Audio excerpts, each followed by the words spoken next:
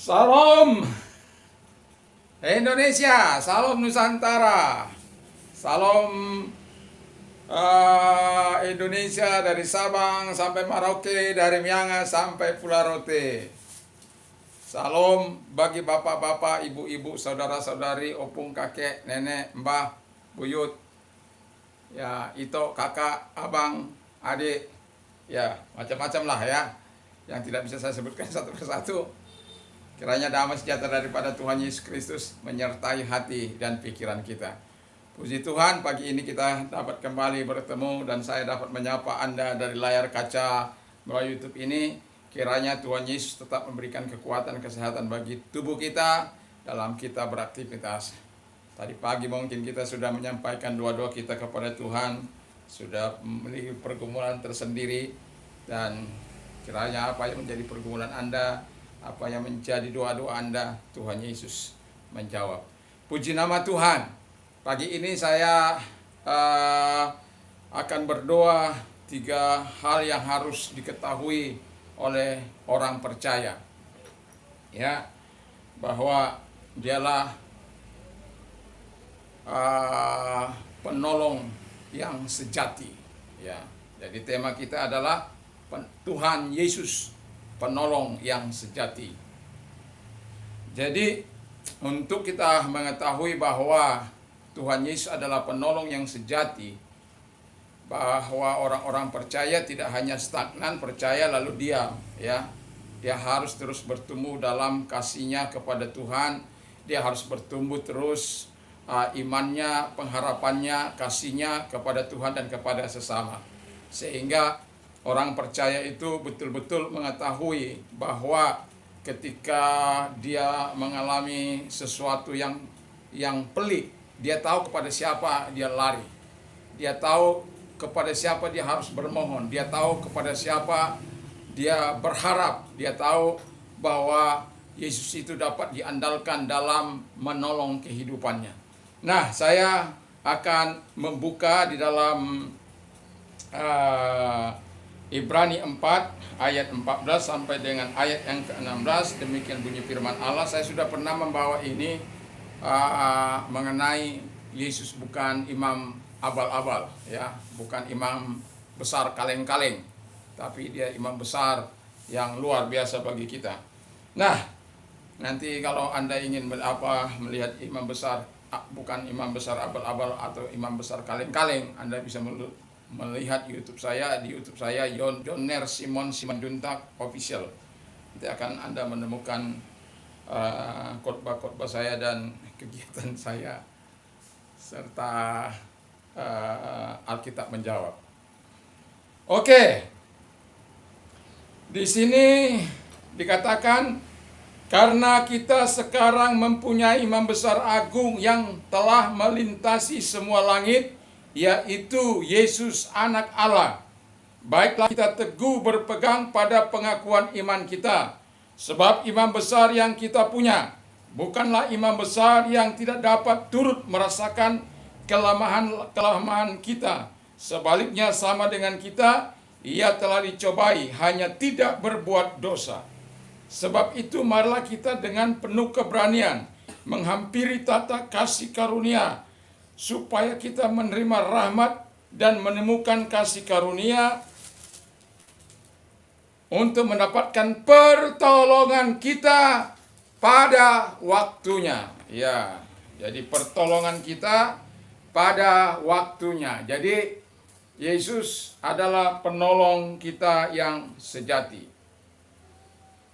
Nah, jadi orang percaya itu saya dikatakan harus memiliki 3 hal sesuai dengan ayat ini. Yang pertama dikatakan mereka harus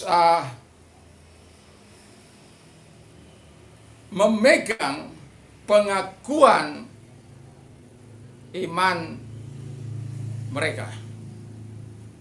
Jadi orang percaya itu tidak boleh stagnan dalam iman mereka, tapi harus terus berpegang, bertumbuh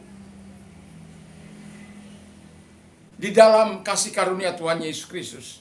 Tuhan berkata, pertumbuhan kita dalam iman kita kepada Kristus dan pertumbuhan kita kepada pengenalan akan Allah.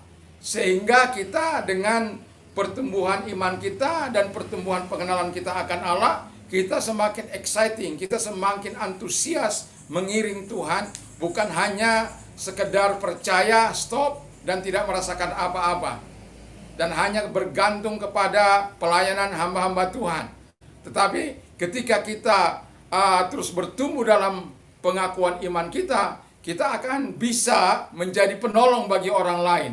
Itulah tujuan Tuhan. Kalau pemimpin, ya, dia seorang pemimpin yang baik, dia ingin melahirkan orang-orang yang juga akan menjadi pemimpin. Ya. Jadi seperti saya, ya, mengirim hamba-hamba Tuhan yang untuk sekolah, ya, supaya mereka setelah mereka bertumbuh secara rohani dan mereka merasa dipanggil oleh Tuhan dan mereka disekolahkan. Jadi bagi yang lain, mereka harus bertumbuh dalam iman mereka dan terlibat di dalam pelayanan. Jadi seorang hamba Tuhan kebanggaannya adalah bila melihat jemaat itu bertumbuh dan sesuai dengan apa yang diharapkan, bahwa ada pengganti-penggantinya, menjadi pemimpin-pemimpin yang akan melanjutkan pelayanannya apabila satu kali dia tidak ada. Jadi Tuhan Yesus memberkati. Nah, jadi memegang pengakuan iman itu kadangkala memang berisiko tinggi. Kenapa saya katakan berisiko tinggi? Karena iman itu kadangkala akan diuji, sama seperti Abraham punya anak perjanjian Ishak, lalu diminta oleh Tuhan. Sementara dia sudah bergumul lama, 24 tahun tuh bisa 25 tahun agar dia sampai kepada melihat anak saya akan datang dan engkau sudah mendapatkan seorang anak laki-laki. Namakan dia Ishak.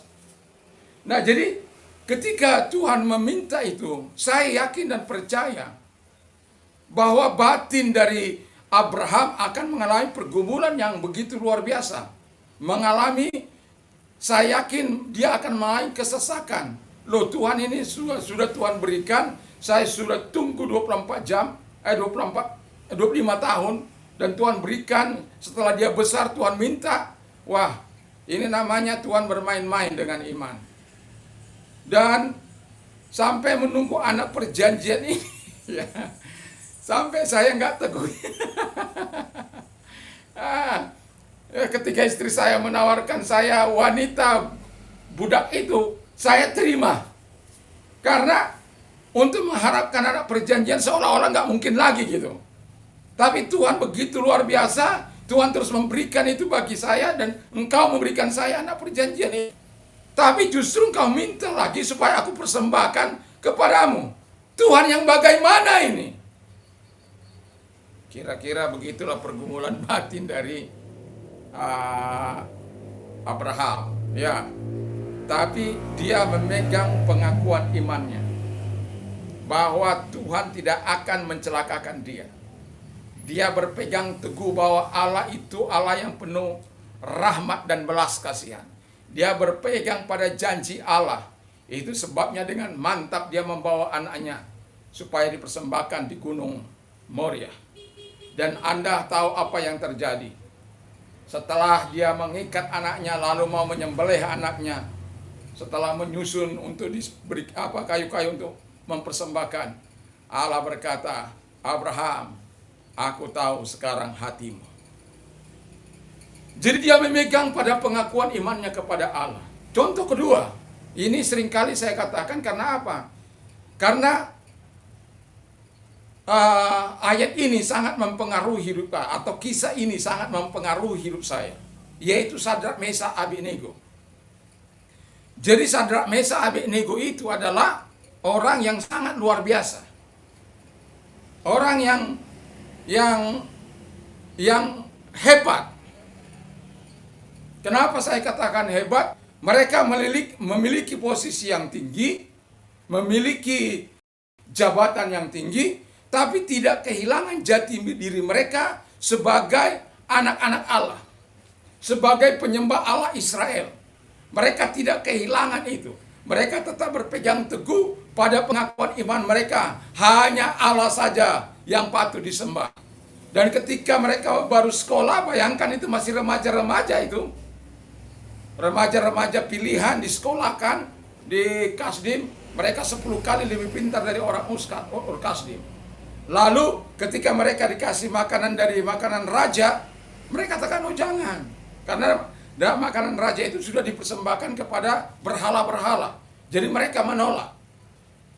Tapi juru masaknya itu sangat, ya bagaimana mau dibilang gitu loh. Nanti kalau nggak mereka kurus, bagaimana? Perawakan mereka pucat, bagaimana gitu. Lalu mereka katakan, gini aja, 10 hari uji kami, beri kami sayur-sayuran dan sayur-sayuran saja. Nanti engkau bisa menilai setelah 10 hari. Ternyata setelah makan sayur-sayuran 10 hari, mereka atau juru masaknya ini melihat bahwa perawakan mereka jauh lebih baik. Nah, jadi ketika orang memiliki pengakuan iman kepada Allah, satu kali dia akan diuji.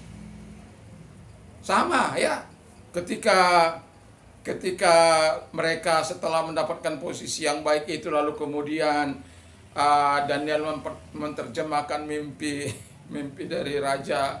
Dia melihat patung yang besar, kepalanya emas, lalu dadahnya itu perak, pinggang itu besi, ya, terus tembaga, paha itu besi, dan kaki itu besi bercampur tanah.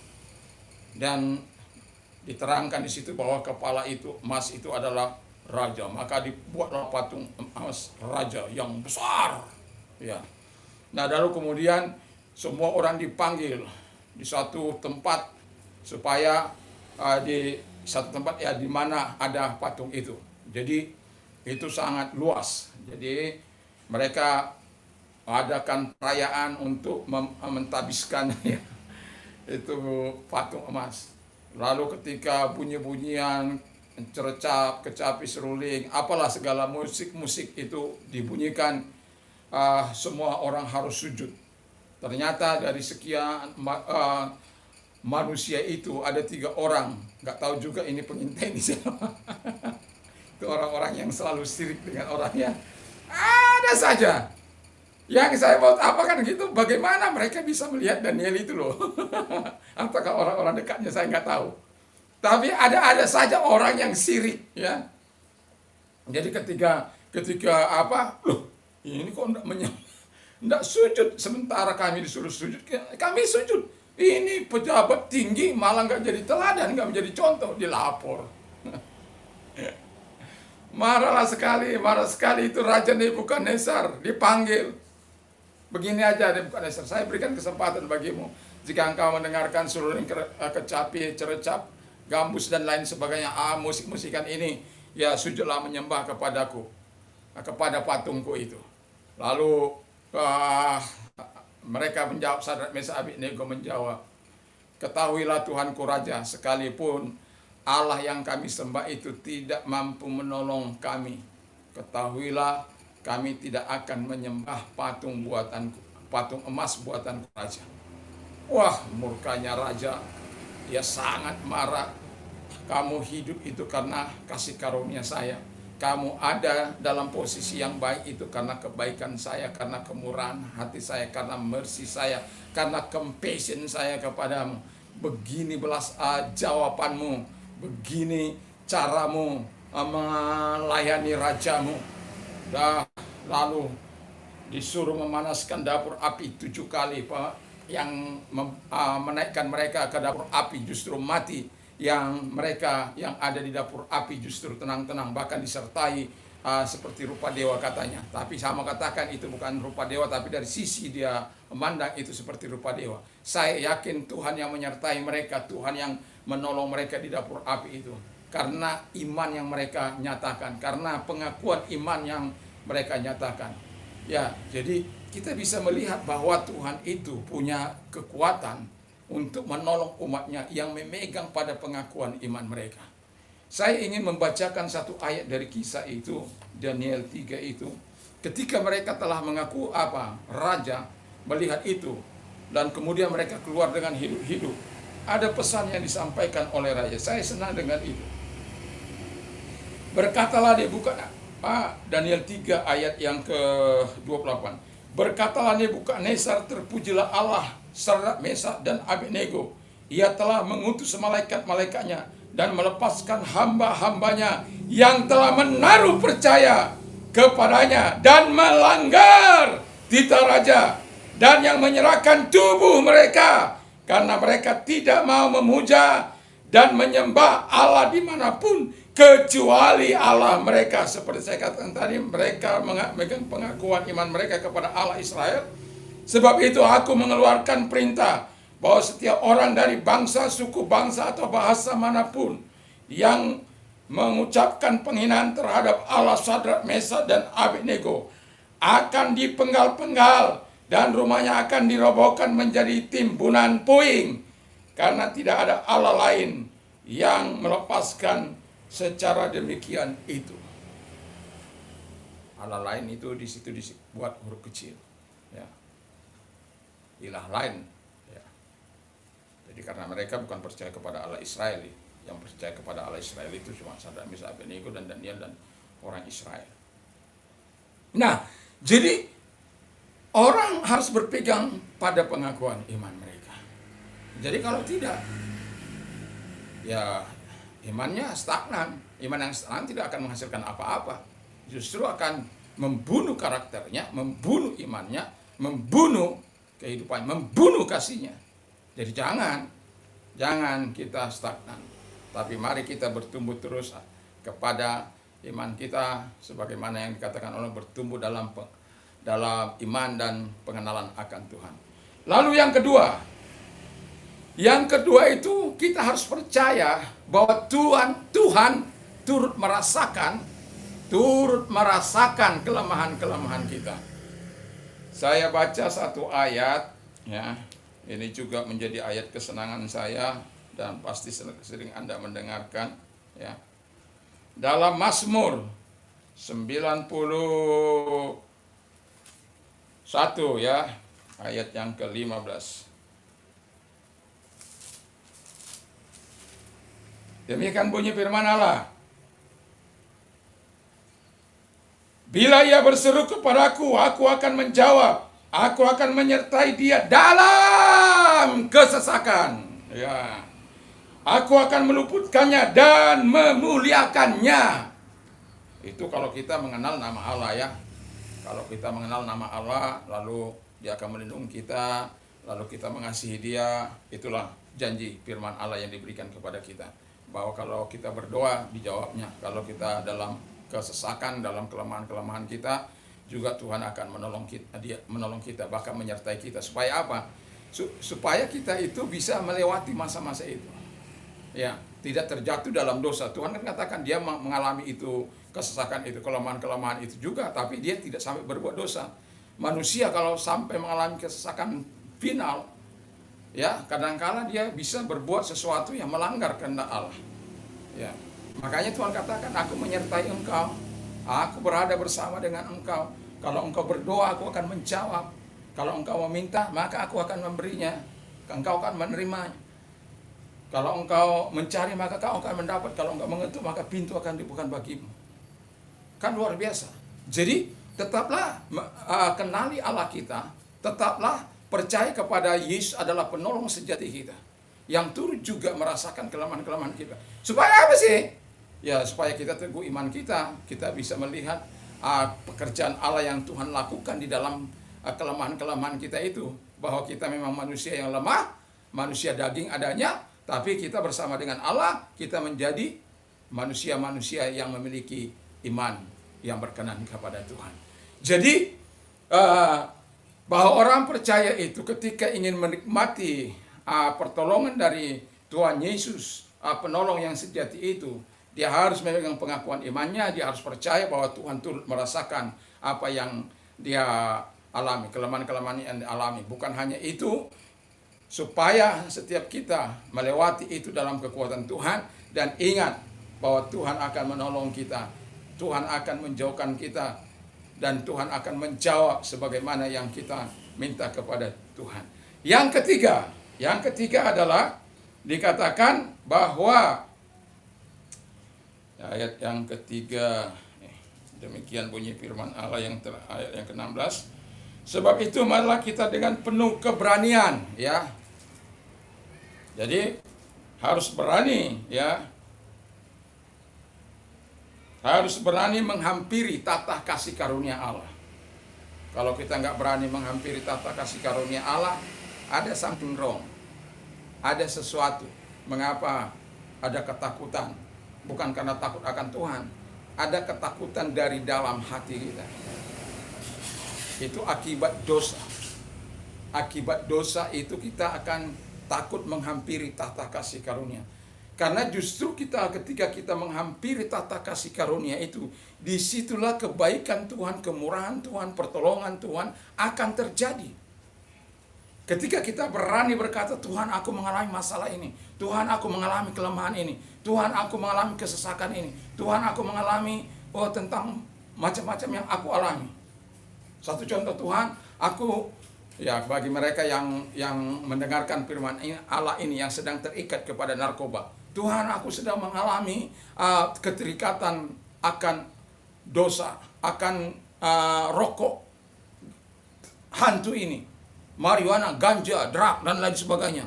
Tapi Tuhan aku mau lepas, aku tidak mau lagi menyusahkan keluargaku, aku tidak mau lagi menyusahkan anak istriku, aku tidak lagi mau menyusahkan orang lain, aku tidak mau membohongi terlalu banyak dosaku Tuhan, sehingga aku menjadi batu sandungan bagi orang lain, aku menjadi bahan cemoohan bagi orang lain, aku menjadi orang yang diincar oleh polisi.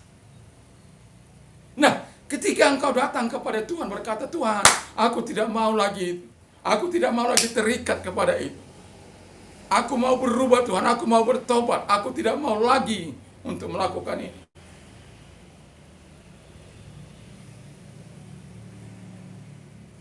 Tuhan pasti datang kepadamu.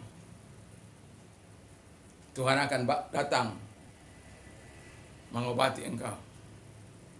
Kau akan melihat kuasanya yang besar. Tapi engkau harus berani datang kepada tahta kasih karunia. Kau harus berkata, Tuhan aku orang berdosa. Aku ini orang yang tidak layak menerima kasih karunia. Aku orang-orang yang telah menjadi orang yang salah jalan. Perbuatanku tidak menyenangkan Tuhan. Perbuatanku tidak memuliakan Tuhan. Perbuatanku penuh dengan dosa dan kejahatan. Penuh dengan pelanggaran-pelanggaran. Ampuni aku Tuhan. Ampuni aku Yesus. Karena dengan demikian kita akan mendapat katakan kara dan eleos. Kara itu adalah kegembiraan, sukacita, kebahagiaan, sumber kebahagiaan. Itu kara. Jadi kalau Tuhan menjadi sumber kebahagiaan kita, ngapain kita terikat kepada ganja itu? Ngapain kita terikat kepada narkoba itu? Ngapain kita terlibat dalam dunia penipuan? Ngapain kita harus berpegang kepada kejahatan? Nggak perlu, karena apa? Kita melakukan semua itu kan kita mencari bahagia. Dia berikan karanya kepada kita. Kesukaan, kebahagiaan, kegembiraan, dan penyebab kebahagiaan atau sumber kebahagiaan itu. Itu artinya kara. Lalu dia berikan lagi kepada kita eleos. Eleos itu compassion, belas kasihan. Merciful, mercy, kemurahan. Jadi ketika dia memberikan eleosnya, karena firman Allah kalau saya baca ya dalam ini 4 ini bagian akhir saja.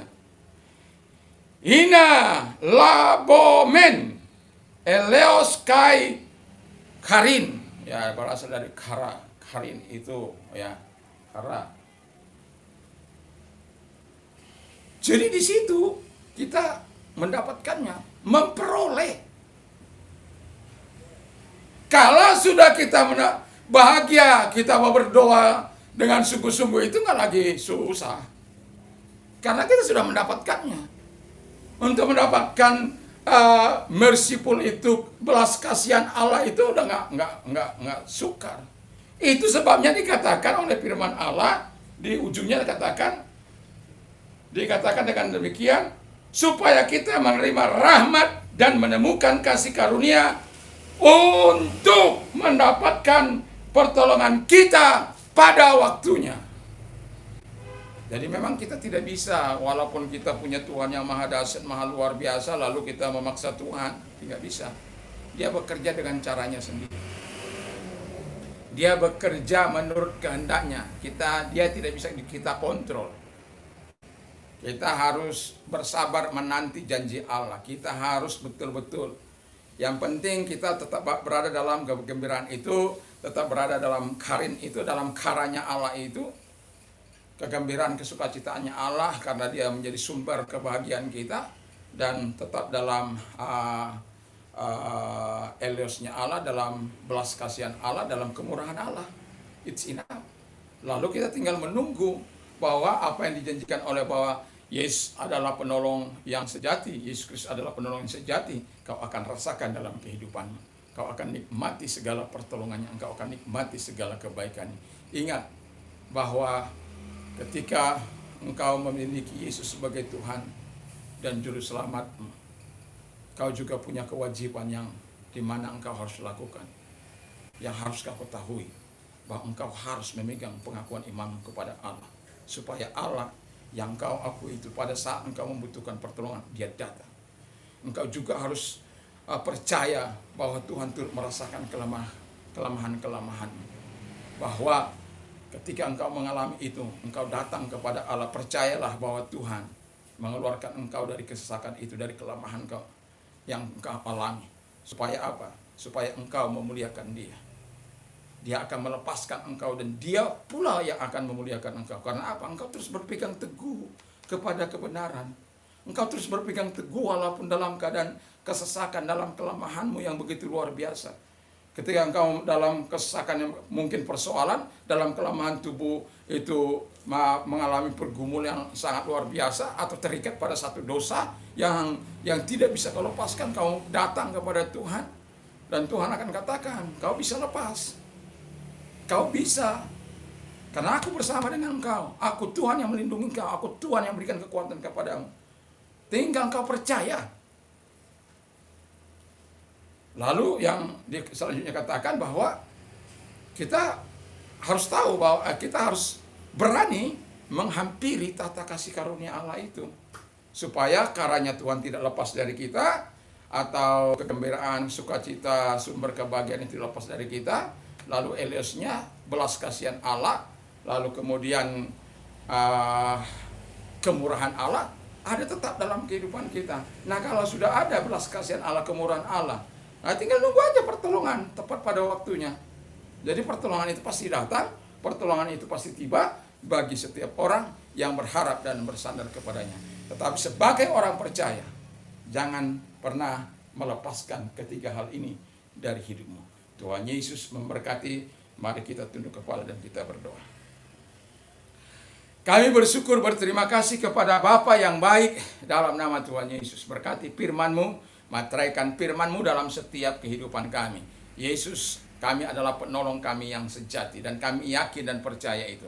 Ketika kami mempercayakan diri kepada Tuhan, kami harus memegang ketiga hal tadi yang sudah kami terangkan di dalam pemberitaan tadi Bapa di surga. Dan Tuhan tolong kami bisa bertumbuh dalam iman kami, dalam pengenalan kami akan Tuhan, sehingga kami buat semakin antusias, excited kepada Tuhan Yesus kami. Terima kasih Bapa di surga terhadap firman-Mu, terhadap janji-Mu. Dan kami sangat bersyukur kepada Bapa di surga. Dalam nama Tuhan Yesus kami juga berdoa bagi para pemerintah kami, presiden dan wakil presiden, dan para menteri, serta pejabat teras. Dan kami juga berdoa buat gubernur, wali kota, bupati, camat, lurah, RT, RW, kepala lingkungan, dan lain sebagainya. Tuhan, yang terlibat dalam pengurusan masyarakat, baik dari tingkat yang terkecil sampai di pusat sana, kami serahkan semua dalam tangan Tuhan. Sehingga para pemimpin kami dijauhkan dari pemimpin yang egois, pemimpin yang hanya mementingkan golongan seagama, golongan mayoritas. Bapa di surga, Tuhan tolong jauhkan itu. Tapi diberikan kepada kami pemimpin-pemimpin yang takut akan Tuhan, diberikan pemimpin yang sungguh-sungguh berdiri atas semua golongan, yang berkata ya di atas ya, tidak di atas tidak, yang menjadi pegangan adalah kebenaran dan keadilan. Terima kasih Bapa di surga, terima kasih, kami bersyukur dan berterima kasih. Kami juga berdoa buat gereja-gereja Tuhan dimanapun ada, aras nasional juga kami serahkan dalam tangan Tuhan. Tuhan berkati para pemimpinnya, Tuhan berkati semuanya, diberkati oleh Tuhan. Gereja-gereja yang ada di bawah setiap aras kami serahkan dalam tangan Tuhan. Jadikan kami terang dan berkat-Mu dimanapun kami, menjadi garam Tuhan dimanapun kami ada. Terima kasih Bapa di surga, terima kasih. Gereja Pantekosta juga kami serahkan dalam tangan Tuhan. Para pemimpinnya juga Tuhan memberkati, Tuhan menolong mereka semua satu demi melanjutkan pekerjaan Tuhan. Dan jangan ada di antara kami yang melanggar kehendak Bapa di surga. Jangan ada di antara kami yang melakukan hal-hal yang tidak menyenangkan hati Tuhan. Di dalam nama Tuhan Yesus Kristus. Tapi kami adalah hamba-hamba Tuhan yang sungguh-sungguh menyenangkan hati Tuhan. Di dalam nama Tuhan Yesus Kristus. Kami juga berdoa Tuhan untuk mereka yang sakit, yang saat ini sungguh-sungguh mengalami sakit. Dengarkan bahwa Yesus mampu menyembuhkan engkau. Sakit apapun engkau, gagal ginjal kah, atau sedang stroke kah, atau sedang diabetes kah, atau cancer kah, atau stroke kah, atau macam-macam sakit yang tidak bisa saya sebutkan satu demi satu. Tapi Tuhan mengerti apa jenis sakit penyakitmu.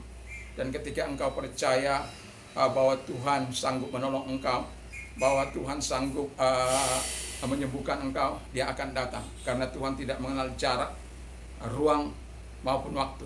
Ketika hamba Tuhan kami berdoa dari tempat ini, maka Tuhan bisa menjamah engkau walaupun via layar kaca melalui YouTube ini. Di dalam nama Tuhan Yesus Kristus, segala sakit penyakit yang engkau derita dalam nama Yesus, sembuhlah engkau. Ataukah itu cancer, ataukah itu tumor, apakah itu gagal ginjal, apakah itu Bapa di surga diabetes, apakah itu stroke, apakah itu Tuhan Yesus jantung, apakah itu Tuhan Bapa di surga berbagai-bagai penyakit. Kami percaya engkau telah menyembuhkan mereka di dalam nama Yesus, dan kami percaya oleh bilur-bilur-Mu mereka telah sembuh. Dan kami juga berdoa bagi mereka yang buta melihat, tuli mendengar, bisu berkata-kata, lumpuh berjalan, lepra tahir, kanker sembuh di dalam nama Yesus Kristus. Dan percayalah bahwa engkau telah disembuhkan oleh Tuhan. Percayalah, katakan dengan iman, aku disembuhkan oleh Tuhan, aku telah disembuhkan oleh Tuhan Yesus. Maka hal itu akan terjadi bagimu. Iman timbul dari pendengaran firman Allah. Ketika engkau berkata oleh bilur-birunya, aku setelah sembuh, imanmu akan bertambah dan imanmu akan meningkat. Dan imanmu, ketika imanmu sudah menjadi besar, kata firman Allah, sembuh, maka engkau menjadi sembuh. Terima kasih Bapa di surga, terima kasih. Kami sungguh bersyukur, berterima kasih kepada-Mu Tuhan. Sidang jemaat Tuhan berkati kami semua yang diberkati oleh firman Allah. Di dalam nama Yesus kami bersyukur dan berdoa. Haleluya. Amin. Damai sejahtera Allah yang melampaui segala akal akan melera hati dan pikiran mulai saat ini sampai selama-lamanya. Dan juga saya mau berkata bahwa berbahagialah orang yang mendengarkan firman Allah dan yang menyimpannya dan melakukannya dalam hidupnya. Iman timbul dari pendengaran firman Kristus. Imanlah yang mengalahkan dunia itu. Terima kasih. Dan juga apa saja yang orang lain ingin lakukan kepadamu, lakukan juga demikian. My God shall supply all your need according to His riches in glory by Christ Jesus. Now to our God and Father be glory forever and ever. Allahku akan mencukupi segala kebutuhan menurut kekayaan dan kemuliaan dalam Kristus Yesus. Dimuliakanlah Allah Bapa kita dari sekarang sampai selama-lamanya. Tuhan Yesus, I can do all things through Him who give me strength. Tuhan Yesus memberkati kita semuanya. Selamat beraktivitas. Tuhan memberkati kita. Amin. Shalom.